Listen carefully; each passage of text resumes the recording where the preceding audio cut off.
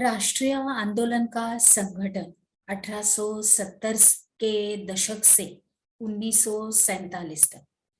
चलिए बच्चों, अभी हम लोग आगे बढ़ते हैं। पहले विश्व युद्ध ने भारत की आर्थिक और राजनीतिक स्थिति बदल दी। इस युद्ध की वजह से ब्रिटिश भारत सरकार के रक्षा व्यय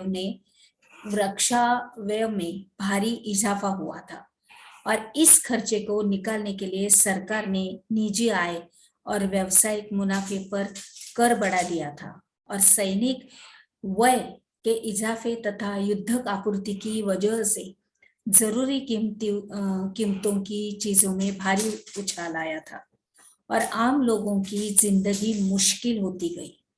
दूसरी ओर व्यावसायिक समूह युद्ध में बेहिसाब मुनाफा कमा रहे थे, जैसा कि हम लोगों ने पढ़ा अध्याय 7 में कि इस युद्ध में औद्योगिक वस्तुएं जैसे जूट के बोरे, कपड़े, पटरिया की मांग बढ़ गई थी और अन्य देशों से भारत आने वाले आयात में कमी ला दी थी और इस तरह युद्ध के दौरान भारतीय उद्योगों का विस्तार हुआ और भारतीय व्यावसायिक समूह विकास के लिए अधिक अवसरों की मांग करने लगे थे।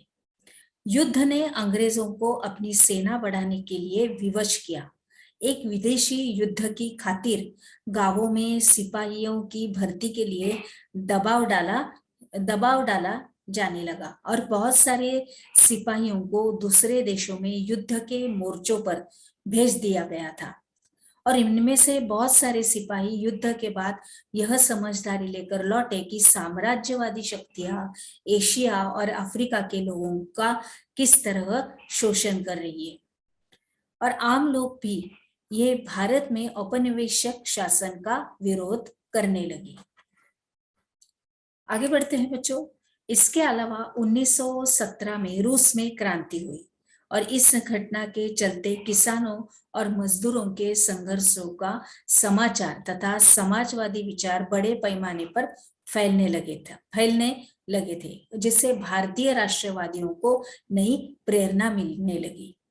इन्हीं हालात में महात्मा गांधी एक जननेता के रूप में सामने आए और गांधी जी 46 वर्ष की उम्र में 1915 में दक्षिण भारत से भारत लौटे थे और वे वहां पर नस्ल भेदी पाबंदियों के खिलाफ अहिंसक आंदोलन चला रहे थे और अंतरराष्ट्रीय स्तर पर उनकी अच्छी मान्यता थी और लोग उनका आदर करते थे।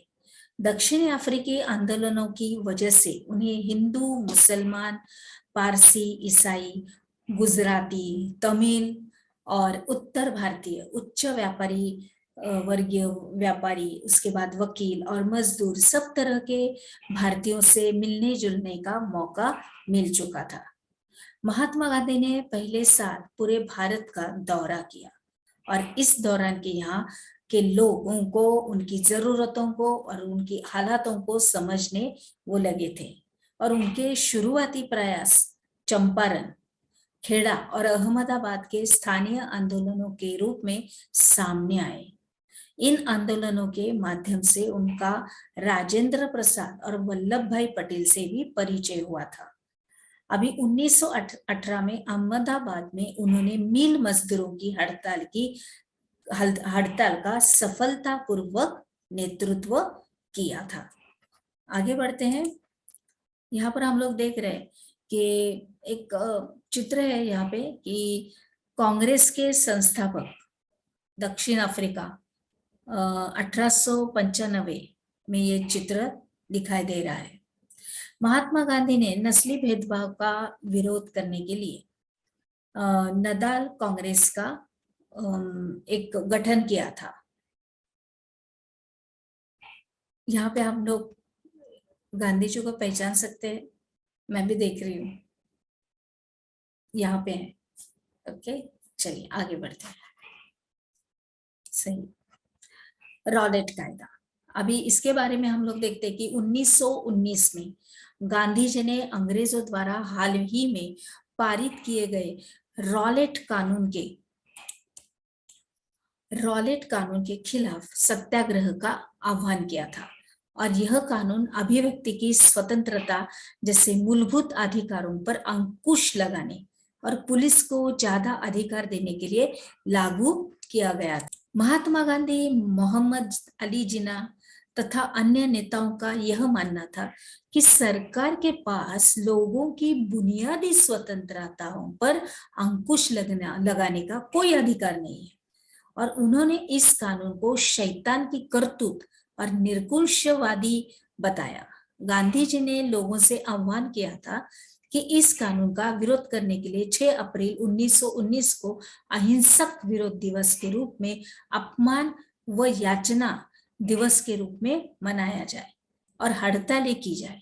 आंदोलन शुरू करने के लिए सत्याग्रह सभाओं का गठन किया गया। रॉलेट सत्याग्रह ब्रिटिश सरकार के खिलाफ पहला अखिल भारतीय संघर्ष था। हालांकि यह मोटे तौर पर शहरों तक ही सीमित था। अप्रैल 1919 में पूरे देश में जगह जगह जुलूस निकाले गए और हड़तालों का आयोजन किया गया। सरकार ने इन आंदोलनों को कुचलने के लिए दमनकारी रास्ता अपनाया। बैसाखी यानी कि 13 अप्रैल के दिन अमृतसर में जनरल डायर द्वारा जालियांवाला बाग में किया गया हत्याकांड इस दमन का हिस्सा था।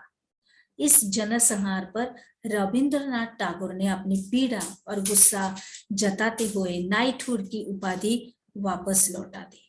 यहाँ पे हम लोग चित्र देख रहे हैं जालियांवाला बाग का। एक आगे जाते हैं, हमने क्या सीखा इसके अंतर्गत जनराष्ट्रवाद का उदय, उनके बारे में आपको लिखना है। तो चलिए बच्चों, अभी हम लोग आगे बढ़ते हैं।